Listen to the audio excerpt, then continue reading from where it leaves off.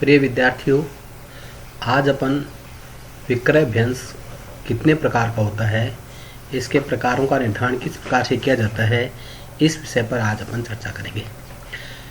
अपन सब जानते हैं कि प्रत्येक व्यावसायिक संस्थान की विक्रय से संबंधित समस्याएं, उसके प्रबंध के निर्णय, उसका व्यावसायिक दर्शन, उसकी नीतियाँ, उसकी कोटा निर्धारण की विधियाँ, बजटिंग पद्धतियाँ आदि अलग अलग होती है।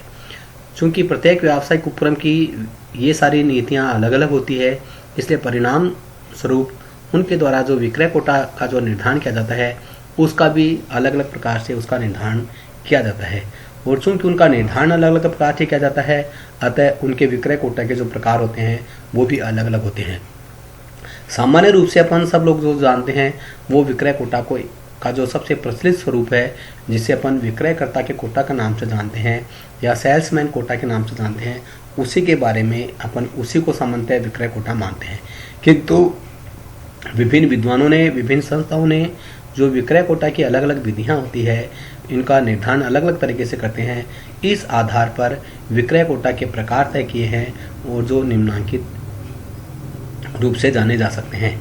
इसमें जो सबसे महत्वपूर्ण प्रकार या जो इसका सबसे महत्वपूर्ण जो विक्रय कोटे के निर्धारण की विधि है, उसके आधार पर जो विक्रय कोटा माना गया उसको अपन विक्रयकर्ता का कोटा या सेल्समैन अभ्यंश के नाम से जानते हैं।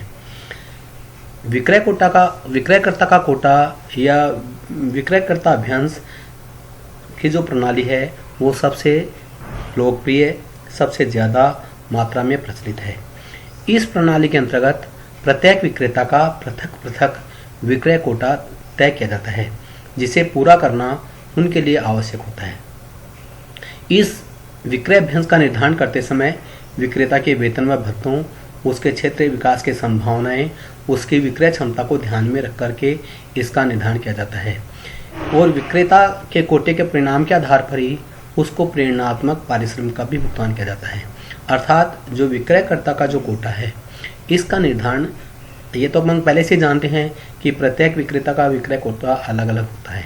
तो इसके अंतर्गत भी क्या होता है कि प्रत्येक जो सेल्समैन है उसका कोटा, उसकी योग्यता, उसके वेतन, उसका विक्रय का क्षेत्र, वहाँ विक्रय की संभावनाएं, वहाँ प्रतियोगिता की स्थिति, इन बातों के आधार पर ही उसका विक्रयकर्ता का कोटा है वो निर्धारित किया जाता है।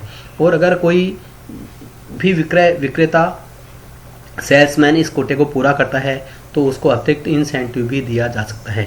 इस प्रकार से एक विक्रेता के लिए, एक सेल्समैन के लिए जो विक्रय की मात्रा तय की जाती है निर्धारित अवधि में, उसे अपन विक्रयकर्ता के कोटा का नाम से जानते हैं। दूसरा होता है वो होता है डीलर या वितरक का कोटा। डीलर एक उत्पादक एक अपनी वस्तु को उपभोक्ताओं तक पहुंचाने के लिए या खुदरा व्यापारी तक पहुंचाने के लिए एक उत्पादक डीलर या वितरक की नियुक्ति करता है। तो जब कोई उत्पादक अपनी वस्तु के विक्रय के लिए किसी डीलर या विक्रेता के एक निर्धारित अवधि में उसे एक निश्चित मात्रा बेचने के लिए देता है उसको, और उसको इस बात के लिए बाध्य करता है कि अगर आपको हमारा वितरक या आपको डीलर बन के रहना है तो आपको यह कोटा पूरा ही करना होगा। तो इस प्रकार से जब किसी मध्यस्थ, जिसको अपन डिस्ट्रीब्यूटर या डीलर के नाम से जानते हैं, जब किसी उत्पादक की एक निश्चित मात्रा एक निश्चित समय में बेचने के लिए तत्पर होता है, उसको उसके लिए बाध्य किया जाता है, तो उसे अपन डीलर या वितरक के कोटे के नाम से, उसको अपन डीलर अथवा विक्रय के कोटे के नाम से जानते हैं। तीसरा इसका जो प्रकार है वो है शाखा का कोटा। जब किसी उपक्रम की कई शाखाएं हों, जैसे बैंक व बीमा कंपनियों में प्रत्येक शाखा को एक निर्धारित समय में अपने पूर्व निर्धारित लक्ष्यों को पूरा करना होता है। इस प्रकार इन शाखाओं के लक्ष्य निर्धारित होना ही शाखा कोटा या ब्रांच कोटे के नाम से जाना जाता है। कहने का तात्पर्य है इसमें कि जब कोई उत्पादक या कोई उपक्रम जिसकी विभिन्न जगह पर अलग अलग ब्रांचेज हैं, तो उन ब्रांचेज को, उन शाखाओं को, उन स्थानीय स्तर के जो शाखाएं हैं, उनको जब कोई एक निर्धारित अभ्यंश या उनको जब कोई विक्रय का एक निर्धारित टारगेट दिया जाता है, तो वो जो लक्ष्य होता है वो उनको शाखा कोटा या उसको अपन ब्रांच कोटा के नाम से जानते हैं। इन शाखाओं को जो कोटा दिया जाता है वो इनके लिए पूरा करना आवश्यक होता है। बैंक, बीमा, post and telegraph department, LIC, इन सब में इन सब का ज़्यादा उपयोग किया जाता है। फिर होता है मंडलीय कोटा। यदि निर्माता के कार्यालय मंडल स्तर पर भी हैं तो प्रत्येक मंडल के स्तर पर कोटा निर्धारित करना मंडलीय कोटा कहलाता है। यदि विक्रय संगठन जिला, प्रांतीय व राष्ट्रीय आधार पर गठित किया जाता है तो जिलों, प्रांतों व राष्ट्रों का कोटा भी निर्धारित किया जा सकता है।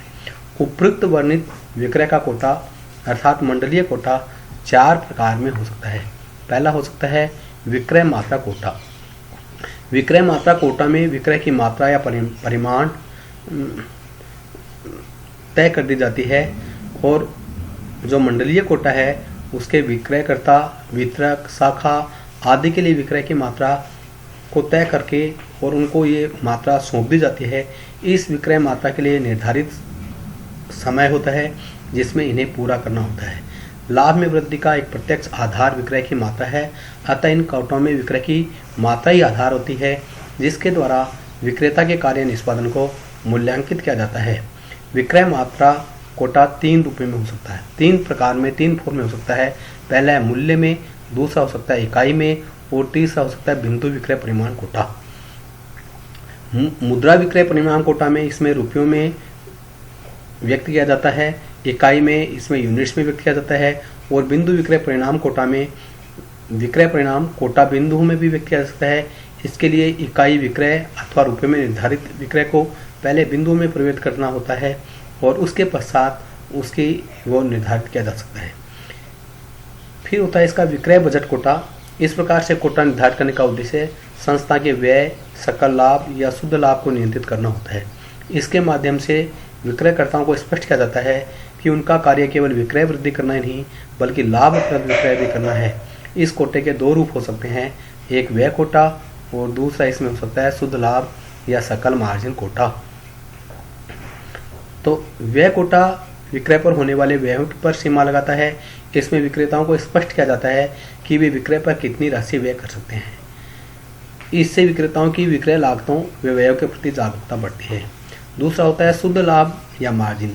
इस कोटे के अंतर्गत विक्रेता का बल सदैव शुद्ध लाभ पर होता है।